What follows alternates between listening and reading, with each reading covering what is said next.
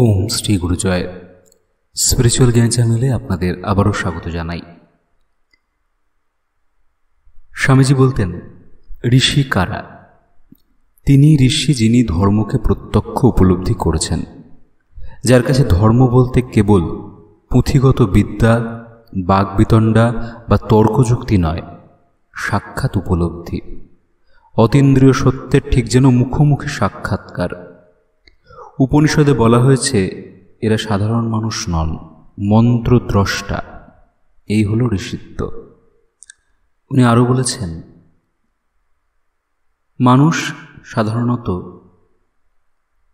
কোনো কিছুকে প্রত্যক্ষ করে ইন্দ্রিয়ের সাহায্যে। একটি টেবিল আমরা ইন্দ্রিয়ের সাহায্যে উপলব্ধি করি, আর আধ্যাত্মিক সত্যগুলিকেও আমরা সুস্পষ্ট উপলব্ধি করি ইন্দ্রিয়াতীত অতিচেতন অবস্থায়। এই ইন্দ্রিয়াতীত অবস্থাকে শুধুমাত্র পুরুষদের জন্য, অর্থাৎ ঋষি কি শুধু ছেলেরাই হতে পারে? উনি বলছেন, এই ঋষিত্ব লাভ দেশ, কাল, জাতি বা স্ত্রী পুরুষ ভেদের উপর নির্ভর করে না। বাদশায়ন ঋষি নির্ভীক চিত্তে ঘোষণা করেছেন, এই ঋষিত্ব ঋষির বংশধরদের, আর্য অনার্য এমনকি ম্লেচ্ছদেরও সাধারণ সম্পত্তি। বেদের ঋষিত্ব বলতে এটাই বোঝায়। আমাদেরকে ভারতীয় ধর্মের এই আদর্শ সর্বদা মনে রাখতে হবে। আর স্বামীজি আরও বললেন, জগতের অন্যান্য জাতিও এই আদর্শটি স্মরণ রাখবেন, তাহলে এই ধর্মে ধর্মে বিবাদ, বিসংবাদ কমে যাবে। ঋষি কাকে বলে সেই প্রসঙ্গে স্বামীজি প্রথমেই বললেন, যিনি ধর্মকে প্রত্যক্ষ উপলব্ধি করেছেন। আবার স্বামীজি বলছেন, শাস্ত্র পাঠ করলেই ধর্ম হয় না, বা মতান্তর ও বচন দ্বারা, এমনকি যুক্তিতর্ক বিচার দ্বারাও ধর্মলাভ হয় না। ধর্ম হচ্ছে হওয়ার চেষ্টা করা এবং হয়ে যাওয়া। ধর্ম হচ্ছে হওয়ার চেষ্টা করা এবং হয়ে যাওয়া, অর্থাৎ আধ্যাত্মিক সত্যে পৌঁছানোর চেষ্টা করা এবং পরিণতিতে সত্যস্বরূপ হয়ে যাওয়া। যতদিন না তোমরা প্রত্যেকেই আধ্যাত্মিক সত্যের প্রত্যক্ষ উপলব্ধি করে ঋষি হয়ে উঠছ, ততদিন তোমাদের ধর্মজীবন আরম্ভই হয়নি বুঝতে হবে। স্বামীজি আরও বললেন, কোনো সেনাপতি বা রাজা কখনো আমাদের সমাজের নেতা ছিলেন না। ঋষিরাই চিরকাল আমাদের সমাজের নেতা ছিলেন। আর এই ঋষিত্ব লাভ কোনো দেশ, কাল, জাতি বা সম্প্রদায়ের একচেটিয়া নয়। বাদশায়ন ঋষি বলেছেন, সত্যের সাক্ষাৎকার করতে হবে। আমাদের সকলকেই ঋষি হতে হবে। আমাদের অগাধ আত্মবিশ্বাস সম্পন্ন হতে হবে। আমরাই সমগ্র জগতে শক্তি সঞ্চার করব, কারণ সব শক্তি আমাদের ভিতরে। আমাদেরকে ধর্ম প্রত্যক্ষ করতে হবে, উপলব্ধি করতে হবে, তবেই ধর্ম সম্বন্ধে আমাদের সমস্ত সন্দেহ দূর হয়ে যাবে। তখনই ঋষিত্বের উজ্জ্বল জ্যোতিতে পূর্ণ হয়ে আমরা প্রত্যেকেই মহাপুরুষত্ব লাভ করব। তখনই আমাদের মুখ থেকে যে বাণী নির্গত হবে তা অব্যর্থ, অমোঘ ও শক্তি সম্পন্ন।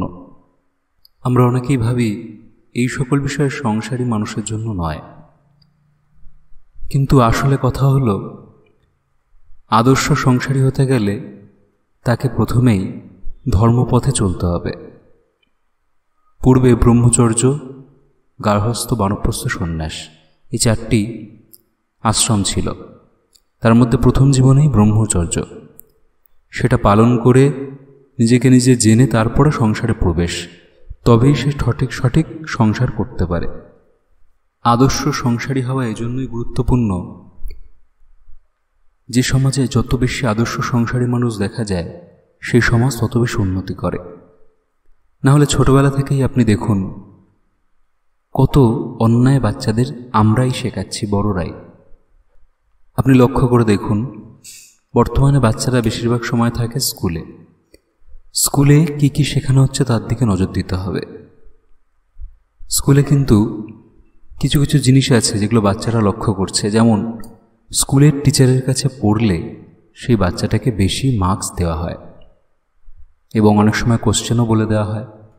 এইসব কিন্তু অনেক দিন ধরে হয়ে আসছে, এবং এর ফলে বাচ্চাটা কি শিখছে, যে আমি যদি ওই স্যারের কাছে পড়ি, বাড়ি গিয়ে আমি কি শিখছি বড় কথা নয়, আমি পরীক্ষায় বেশি মার্কস পাচ্ছি। প্র্যাকটিক্যালে বেশি মার্কস আমাকে দিচ্ছেন স্যার, কারণ ওনার কাছে আলাদা করে টাকা দিয়ে আমি পড়ছি। এখান থেকে কি দুর্নীতি ঢুকছে না বাচ্চার মধ্যে? এটা এক ধরনের করাপশন, এটা এক ধরনের দুর্নীতি। সে বাচ্চাটা কিন্তু ছোটোবেলা থেকে স্কুল থেকেই এসব শিখছে।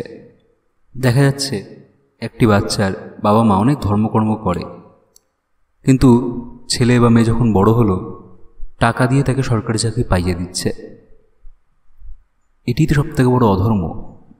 তাই স্বামীজি বারবার বললেন, ধর্ম শাস্ত্র পাঠে নয়, ধর্ম হচ্ছে প্রত্যক্ষ করা, সত্যকে প্রত্যক্ষ করা। এছাড়া সব যা চলছে সবই এক ধরনের ঢং বা বাহ্যিক দেখনদারি মাত্র। আসল ধর্ম মনের অনেক গভীরে। আদর্শ সংসারী ছিলেন ভগবান শ্রীকৃষ্ণ। শ্রীমদ্ ভগবদ্গীতার প্রত্যেকটি কথার জ্বলন্ত উদাহরণ ছিলেন তিনি নিজেই। ভগবান শ্রীকৃষ্ণ ছিলেন স্বয়ং পরমব্রহ্ম নারায়ণ, স্বয়ং ভগবান। কিন্তু ওনার মনুষ্য দিকটা যদি আমি দেখি, যেহেতু ওনার মনুষ্য রূপে লীলা, মানুষ হিসেবে দেখলেও তিনি অদ্বিতীয়, তিনি পূর্ণ, তিনি নিখুঁত লোক।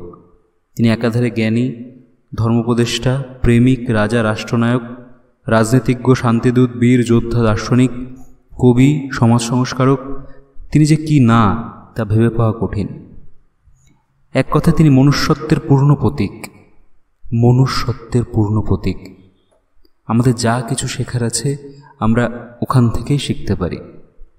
ওই জন্য গীতা অমূল্য গ্রন্থ।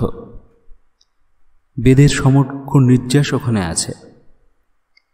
তাই আমাদের যেটা দরকার, আমরা যেমন হতে চাই, সব কিছুই আমরা ভগবান শ্রীকৃষ্ণের মধ্যে প্রত্যক্ষ করতে পারি। এক কথায় তিনি মনুষ্যত্বের পূর্ণ প্রতীক। তিনি সংসারী চরম আদর্শ, বৈরাগ্য যোগের সিদ্ধি, মানবের মহামানব। তাই শ্রীকৃষ্ণ আমাদের অবতার।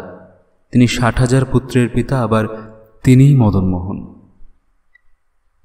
ঠাকুর বললেন, সংসারী তোমরা সংসার করো শ্রীকৃষ্ণকে আদর্শ করে। তিনি শ্রেষ্ঠ সংসারী, তার গীতার ধর্ম শ্রেষ্ঠ ধর্ম।